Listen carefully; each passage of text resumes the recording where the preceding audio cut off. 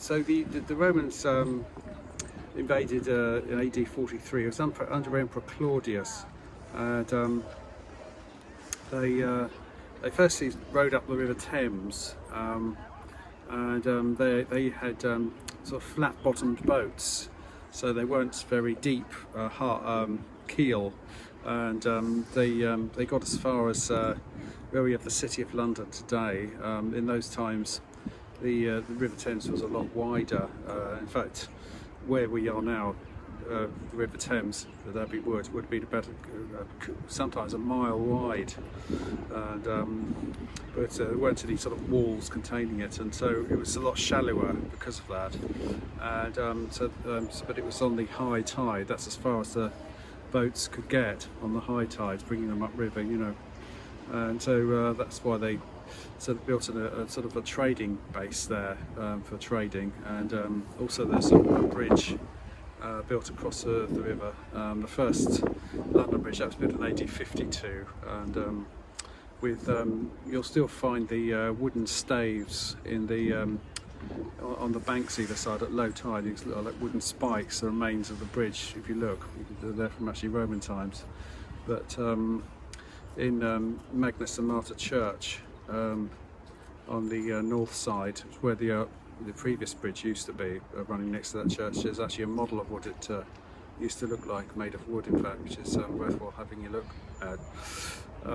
Their idea was to really sort of take over areas which were could provide agricultural production, like Kent was very, just as today really is considered the Garden of Eden of England, and then as well, you know, they would produce wheat there, for example, and you know, and they eventually invaded a sort of like a line which went sort of like to York from I think it's from Exeter to York. It's sort of like they went as far as that, and that was really because in those areas much more agricultural produce could be gathered, and that's their initial idea. But of course, eventually they kept proceeding further and further, and we've heard about Hadrian, of course, Emperor Hadrian. I think it was 300 AD, something of that nature, built Hadrian's Wall, and it's really because beyond that the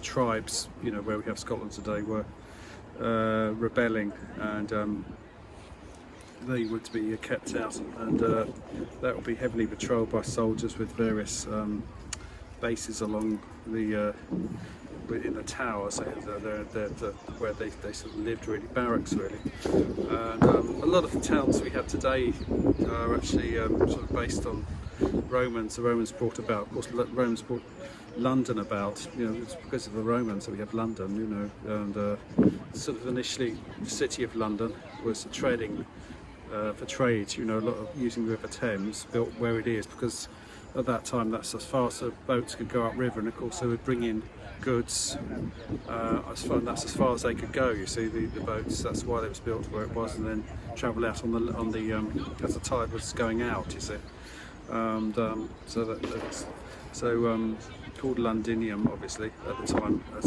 became London as it is today.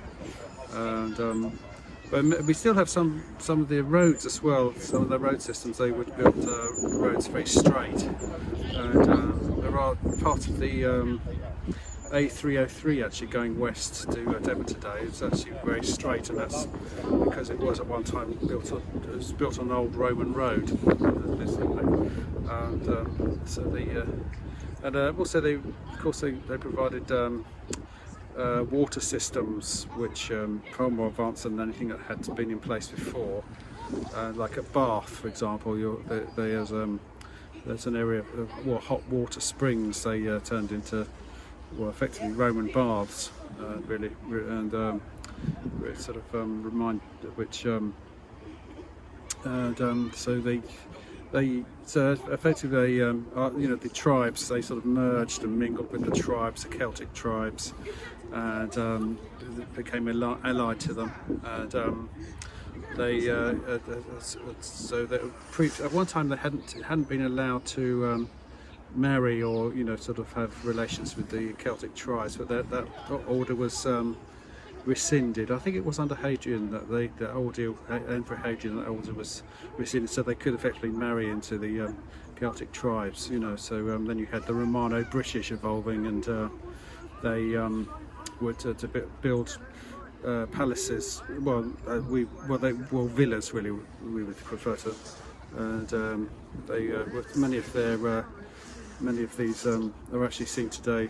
You know, if you find the mosaic flooring, like a fish guard, that's a place you can go to. You can see.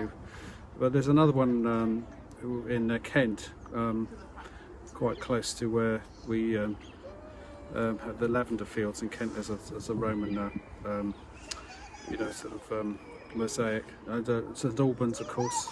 St Albans, used to be there's a lot of Roman remains there, and fantastic mosaics. So they're famous for their mosaics, of course. But the Romano-British would copy these as they're really taken from the Roman example when Roman generals were being controlled. But they're perhaps a little cruder, not quite so refined. But at any rate, the Romans started to leave around in the 400s AD. It's really because their empire was under attack from all the tribes all across Europe, and they just didn't have the soldiers to sort of support the empire, and they left. I'm not quite sure. It was 400 and something. The Roman soldiers left, and that's when we started having invasions from the Saxons. From where we have Germany today, Saxony, and they were easily more powerful than the Celtic tribes, and then after that, of course, the Normans, you know, in the 11th century.